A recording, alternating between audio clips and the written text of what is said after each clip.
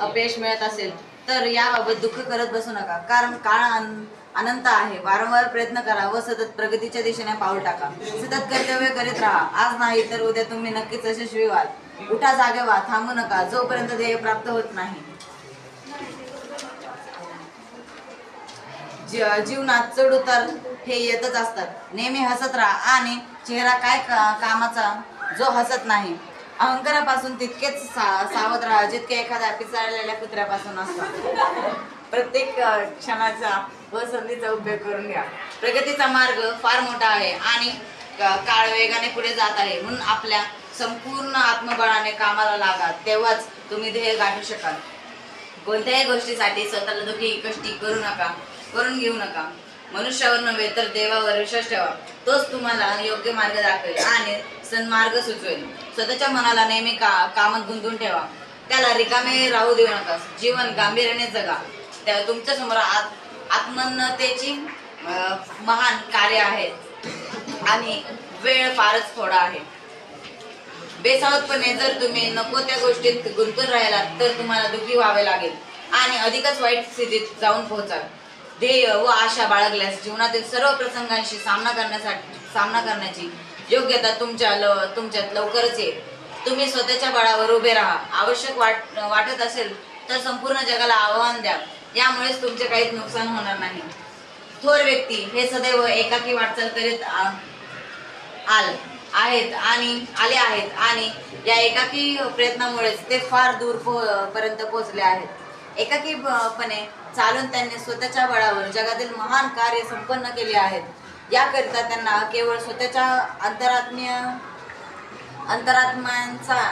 अंतरात्म्यांची प्रेरणा प्राप्त झाली। आपल्या आंतरिक सुखानेच ते नेहमीच प्रफुल्लित झाले आहेत। दुसऱ्यांनी येऊन आमचे दुःख दूर करावे अशी आशा कधीच बाळगली नाही। स्वतःच्या वृत्तीमध्येच त्यांनी आपला आश्रय शोधला आहे। एकटेपणा हेच जीवनातील परम सत्य आहे, परंतु एकटेपणापासून घाबरणे, त्रागा करणे, कर्तव्य पथावरून विचलित होणे हे महापाप होय। एकटेपणा हे आपल्या स्वतःच्या अंतरंगातलं। आपल्याला वारंवार अपयश मिळत असेल तरी याबाबत दुःख करत बसू नका, कारण काळ अनंत आहे। वारंवार प्रयत्न करा व सतत प्रगतीच्या दिशेने पाऊल टाका। सतत कर्तव्य करीत राहा, आज नाही तर उद्या तुम्ही नक्कीच यशस्वी व्हाल। उठा, जागे व्हा, थांबू नका जोपर्यंत ध्येय प्राप्त होत नाही। जीवन तर हे येतच असतात। नेहमी हसत राहा, असा चेहरा कामाचा जो हसत नाही। अहंकारापासून तितकीच सावध राहा जितकी एखाद्या पिसळलेल्या कुत्र्यापासून असतात।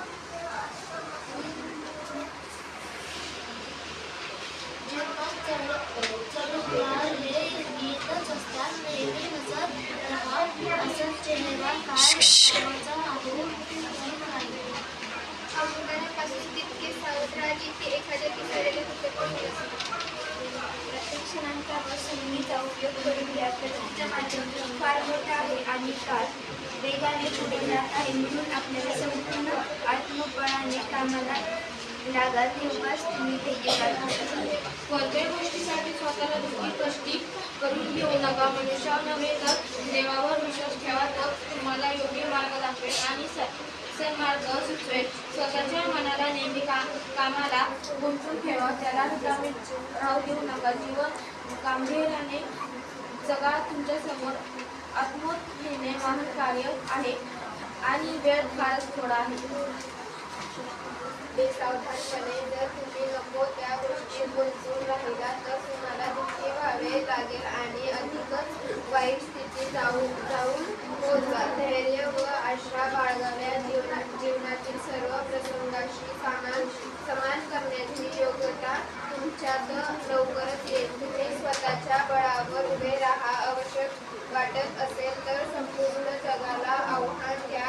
यामुळे तुमचे काहीच नुकसान होणार नाही. तो व्यक्ती हे सदैव यशाची वाटचाल करीत आला आहे आणि या यशाची प्रयत्नामध्ये तिथे फार दूर प्रयत्न केले आहेत. एकीकडे चालून त्यांनी प्रत्येकावर जगातील महान कार्य संपन्न केले आहेत. योग्यरित्या त्यांना केवळ स्वतःच्या अंतराची प्रेरणा होऊन झाली असल्यास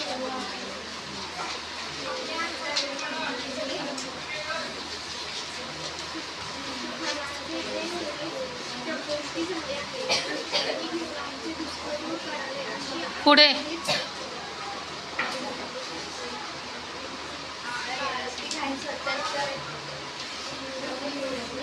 त्यांनी आपल्या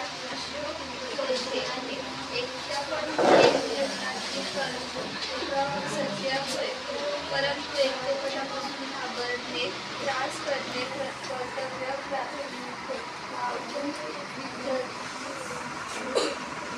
पुढे एकटेपणा हे आपल्या स्वतःच्या अंतरातील आपलेल्या शक्तींना विसरून करणारे एक साधन आहे. स्वतःवर अवलंबून राहून तुम्ही आपल्या श्रेष्ठ शक्तींना प्रकाशात आणू शकता. विश्वासासाठी आपण असं मानले की आपल्या ठिकाणी तुम्ही या दुःखात अपोह करीत राहणाऱ्या त्यात प्रश्न प्रतिबंधी आणि स्वतःच्या मनाला शिवधर्मांमध्ये